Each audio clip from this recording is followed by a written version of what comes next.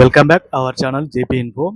Rajiv Yuva Vikasam apply చేయడానికి కావాల్సిన documents ఏంటో చూద్దాం. ఫస్ట్ కావాల్సింది రేషన్ కార్డు కంపల్సరీ, ఒకవేళ లేకపోతే ఇన్కమ్ సర్టిఫికేట్ అయితే కంపల్సరీ ఉండాలి.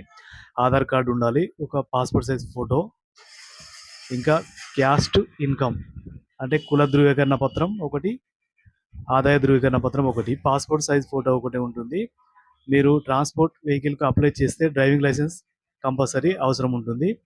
ఇంకా ఆన్లైన్ అప్లికేషన్ పూర్తయ్యాక దాన్ని డౌన్లోడ్ చేసుకొని ఎంపీడీఓ ఆఫీసులో లేదా మీ మున్సిపల్ అండ్ జోనల్ కమిషనర్కు సమర్పించవలసి ఉంటుంది.